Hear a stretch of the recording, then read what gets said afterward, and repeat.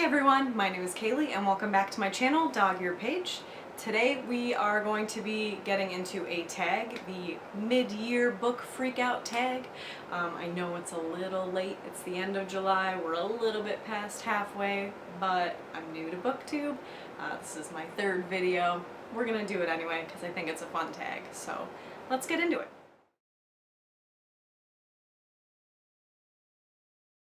So the first question is, what's the best book that I've read so far this year? I came up with three answers. The first one is The Diviners by Wish I had a book to hold, it would be much easier. The first one is The Diviners by Libba Bray. I'd go with the whole series, but we'll stick to just the first one. Put it right here. It was the first book I read this year, so I started off on a bang. It was a 5-star, easy peasy for me. Loved it, loved the characters. We'll get into it some more later because I chose The Diviners or some form of The Diviners for several questions in this tag. The second favorite book I've read this year is a reread, and that is American Gods by Neil Gaiman. Gaiman is one of my favorite authors. I read this book almost a decade ago for the first time. It was my first Gaiman book, and I decided to reread it by listening to the audiobook, which was a full cast ensemble. If you want to check it out and you haven't yet, what are you waiting for? It is literally the best audiobook I've ever listened to, and I'm not even really a fan of audiobooks, but the full cast just, I mean, it was so good, and this is a top 3 book for me in life, and the audiobook just reiterated that even a decade later, this is the book for me. And third, I would say The Seven Husbands of Evelyn Hugo by Taylor Jenkins Reid. We've all heard about it on BookTube, I think, at this point, but it is hands down an amazing contemporary novel. I didn't know what to expect going in. I just knew the base plot, and if it's on your TBR, move it up. That's all I can say. Question number 2 is, what is the best sequel that I've read this year so far? Again, I said that I'd bring up Libba Bray a lot in this tag. The sequel that hit me the most is Layer of Dreams by Libba Bray, the sequel to The Diviners. When I finished The Diviners, I put Layer of Dreams on hold at the library so that I could read it as fast as I could, and I had to wait like 3 months. It was torture, but I finally got my hands on it, and I ate that book up, ate it up. So that's hands down the best sequel that I've read, and maybe the only sequel I've read so far this year. Yeah, it might be. Question number 3 is new release you want to read but haven't read yet. And I forgot to look it up, but I'm going with The Cruel Prince by Holly Black. I got this for my birthday, which was in February, and here we are, still having not read it in the end of July. You do the math. Number 4 is the most anticipated release remaining for the year, and I would have to say Muse of Nightmares by Laini Taylor. The funny thing is that I have it on pre-order, mostly because I'm in love with Painted Edge books, and I haven't even finished Strange the Dreamer.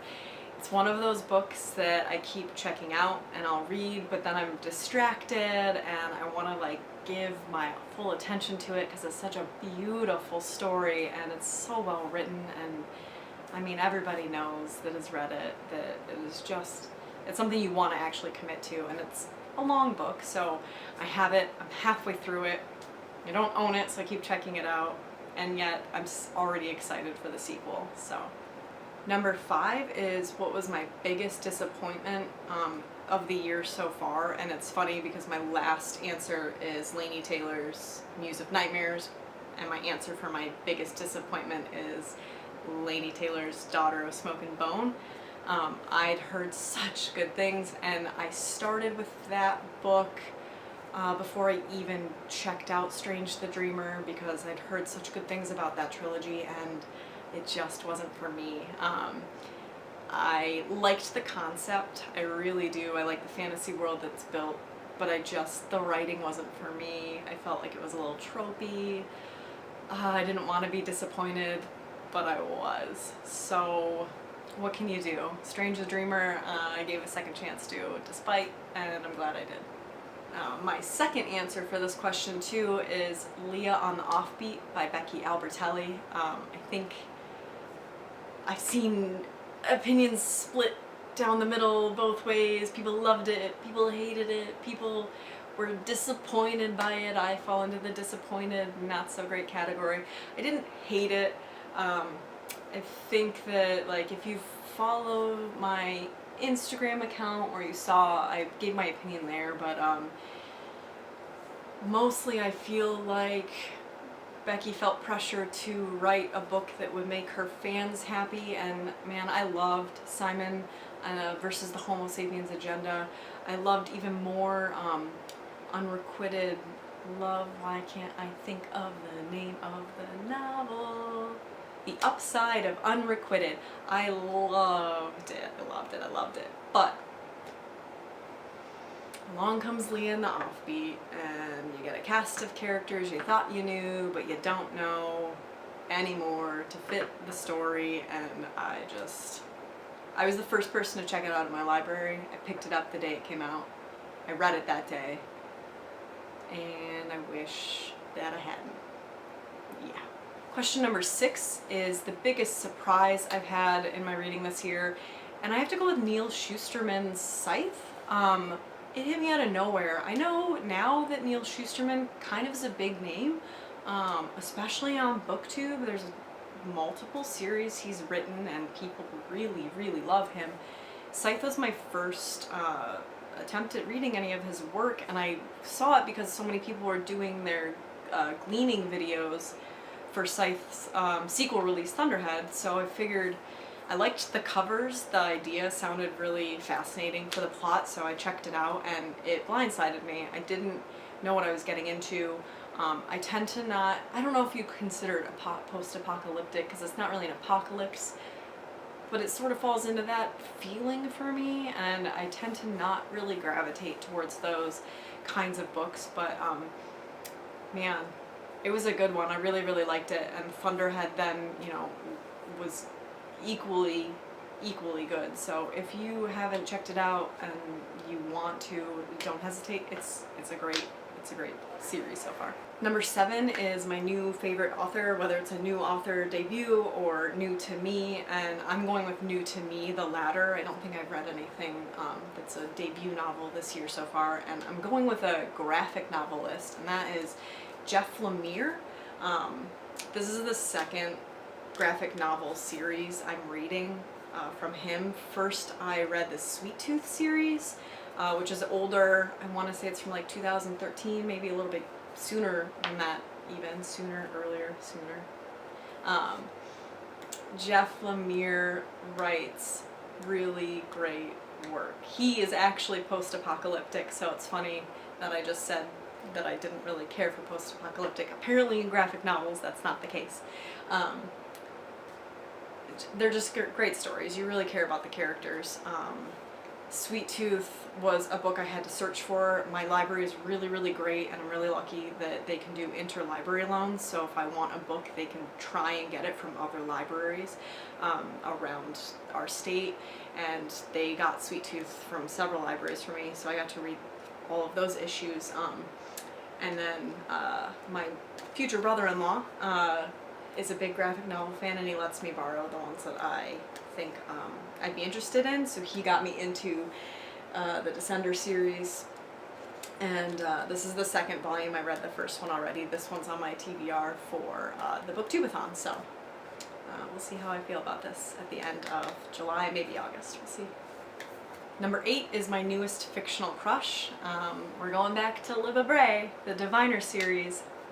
Who in the cast don't you love if you read the series? But I'm gonna have to give it to Memphis. Who doesn't like a guy whose nickname is Poet? Come on.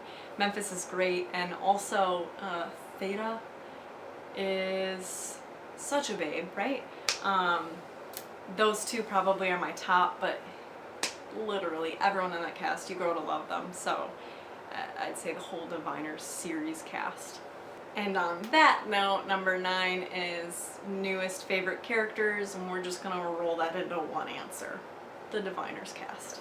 Number 10 is books that made me cry. I cry a lot. I never used to. Then I did that thing called having kids, and now my hormones are all jacked and I cry all the time. Not that there's a problem with crying, but I never used to, and it's still new for me, and now I cry all the time.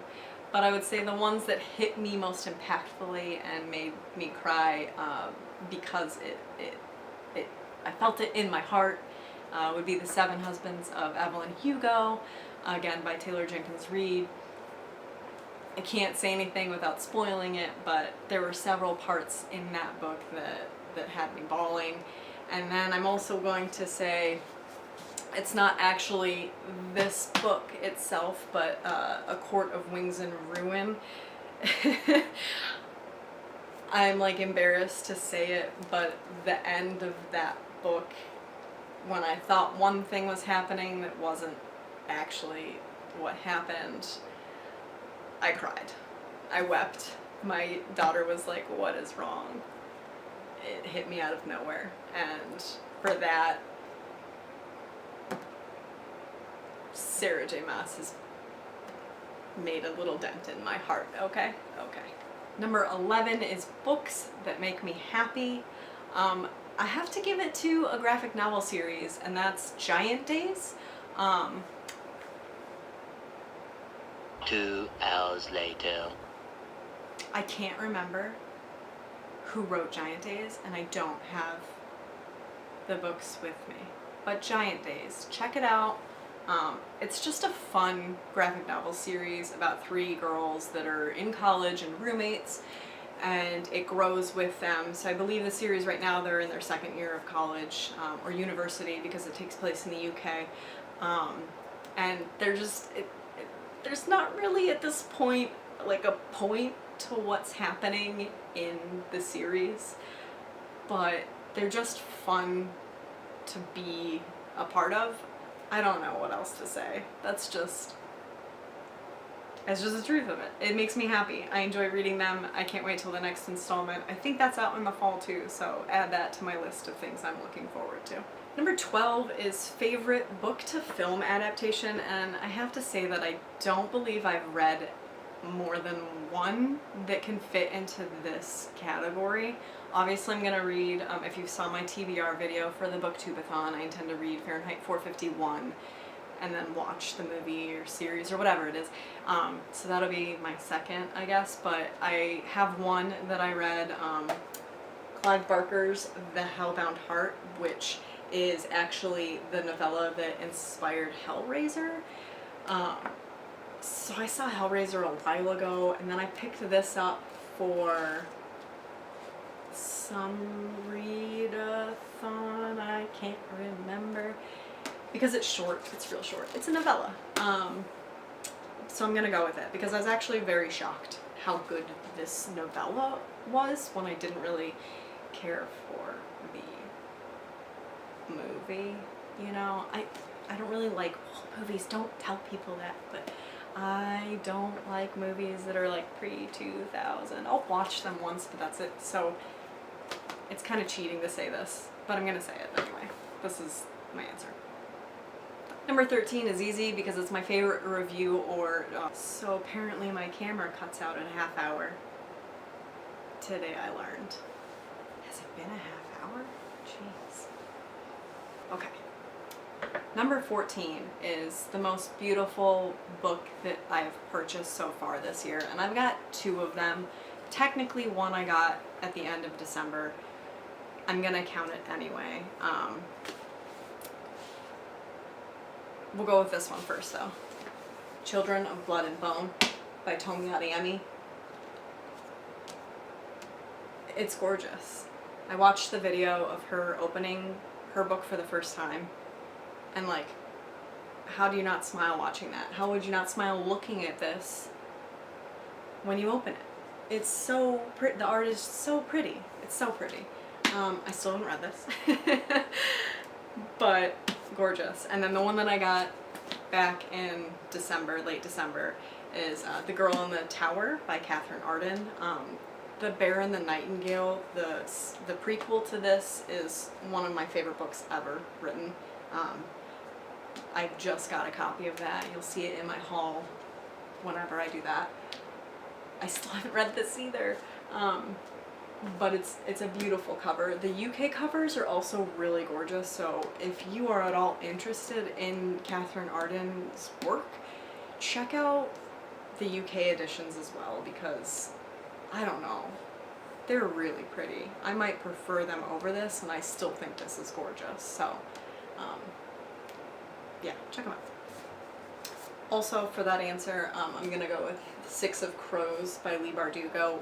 I got the duology because painted edges. I'm a sucker for painted edges. I have Crooked Kingdom as well that has the painted edges.